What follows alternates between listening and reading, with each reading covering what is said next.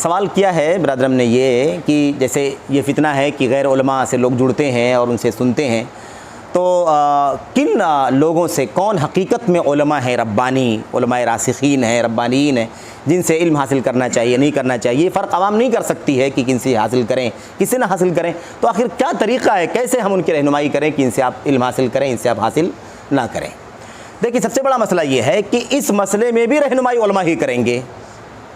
इस मसले में भी रहनुमाई कौन करेंगे? उलमा ही करेंगे, क्योंकि ये भी मैदान इल्म है। ये भी क्या है? मैदान इल्म है। इमाम मालिक रहमतुल्लाह अलैह ने कहा था कि मैंने उस वक्त तक अपने आप को फतवे की कुर्सी पर, आप कह लें मसनद पर, बैठना अपने लिए जायज़ नहीं समझा जब तक कि मैंने 70 उलमा से नहीं पूछ लिया कि क्या मैं फतवा देने के लायक हो गया हूँ या नहीं हो गया हूँ। तो सबसे पहली बात यह है कि ये जितने लोग मैदान में गैर उलमा काम कर रहे हैं या मतलब कमज़ोर काम कर रहे हैं, नापुख्ता काम कर रहे हैं, इनकी सबसे पहली ख़ुद ज़िम्मेदारी है कि ये अगर मैदान इल्म से, तालीम से बाकायदा जुड़ कर के इल्म हासिल कर रहे किए हों और उसके बाद मैदान में आना चाहते हो, तब भी इनको पूछना चाहिए कि इल्म हासिल करने के बाद अब वो इस मैदान के काबिल हुए हैं कि नहीं हुए हैं।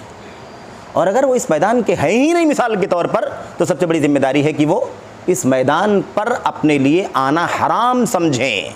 स्टेज पकड़ना, माइक पकड़ना, दीन की रहनुमाई करना अपने लिए हराम समझें, जब तक कि अहले इल्म के बीच में रह करके, सीख करके, है ना, समझ करके, उनके सामने अपनी बातें पेश करके शहादत ना ले लें कि हाँ भाई अब ये लोगों के सामने कुछ बातें पेश कर सकते हैं। बातों को समझने की ज़रूरत है। पेश करने की बात चल रही है कि हमने एक सब्जेक्ट पर मज़मून तैयार किया, पढ़ा, उसे सीखा, उसके बारे में कुछ डाउट था तो अहले इल्म से हमने इस्तिफ़ादा किया। इस्तिफ़ादा करने के बाद वो मज़मून 10 मिनट, 15 मिनट, आधा घंटे में हमने क्या कर दिया, उसको बयान कर दिया। इसकी बात चल रही है, इसकी बात चल रही है। ये होना चाहिए। यहाँ पर ये बिल्कुल इस बात की गुंजाइश हरगिज़ नहीं है कि वो अब क्वेश्चन आंसर का सेशन खोल दे, सवाल का जवाब दे, मसाइल की रहनुमाई करे, फतवा देना शुरू कर दे, फैसले करना शुरू कर दे। इसकी तो बिल्कुल गुंजाइश नहीं है। बहरहाल ये तो खुद उसकी जिम्मेदारी बनती है। अब मसला है कि आवाम को हम कैसे बतलाएं। आवाम का यही काम है कि आवाम पहले ये समझे कि किसी को सिलेक्ट करने से पहले कि हम इसको सुनेंगे, इसको फॉलो करेंगे, इसके चैनल से जुड़ेंगे, है ना, और जो भी एक्टिविटीज़ से जुड़ी हुई उससे हम फ़ायदा उठाएंगे। ये काम शुरू करने से पहले अपने उलमा से राब्ता करें, अपने उलमा से पूछें। ये उनकी दीनी जिम्मेदारी है। दीनी इल्म के बगैर आदमी जहालत अगर है तो माजूर है, ठीक है ना, लेकिन इल्म हासिल करना ज़रूरी है। अगर इल्म हासिल नहीं करता है तो इल्म हासिल ना करने की वजह से वो कोताही करने वाला है और कोताही करने की वजह से अल्लाह ताला के यहाँ बाज़पुरस होगी उसकी। तो ये इल्म हासिल करना ज़रूरी है और इल्म हासिल करने के लिए अहले इल्म से पूछना ज़रूरी है कि हम किन लोगों से इल्म हासिल करें, किन लोगों से इल्म हासिल ना करें।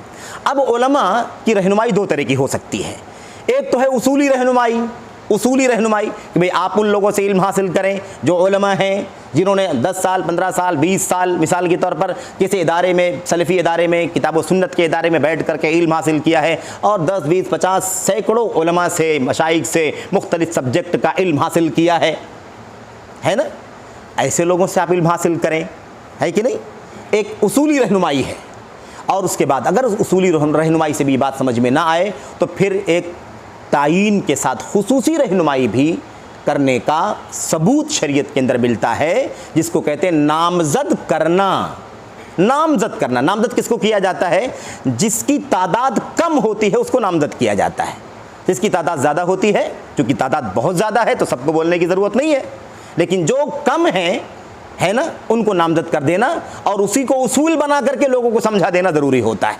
मिसाल के तौर पर जो मैदान के अंदर मीडिया पर बहुत ज़्यादा फैले हुए हैं, छाए हुए हैं और हमको मालूम है कि उनके पास इल्म, दीन का इल्म नहीं है, शरीयत का इल्म नहीं है, वो दूसरे मैदानों के लोग हैं और उनकी 10, 20, 50 गलतियाँ मालूम हैं और वो गलतियाँ मामूली नहीं हैं। वो गलतियाँ फ़राइज़ से ताल्लुक़ रखती हैं, दीन इस्लाम के अरकान से ताल्लुक़ रखती हैं, अक़ीदे से ताल्लुक़ रखती हैं, मनहज से ताल्लुक़ रखती हैं, उसूलों से ताल्लुक़ रखती हैं। ऐसी गलतियाँ 10, 20, 50 गलतियाँ मालूम हैं उनकी और वो गलतियाँ आज भी मैदान में फैली हुई हैं, है ना।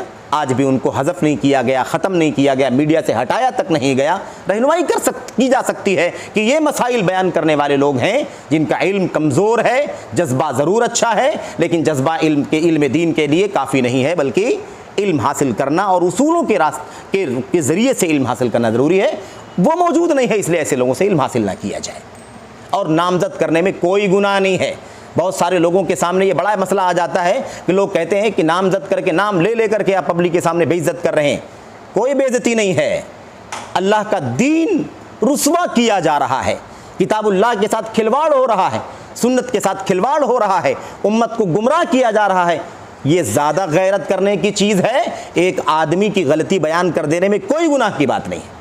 और सलफ़ सालिहीन के यहाँ इसका सबूत मौजूद है कि सलफ़ ने बाकायदा अपने दौर में अहले बिदअत का नाम ले ले करके उम्मत को आगाह किया है।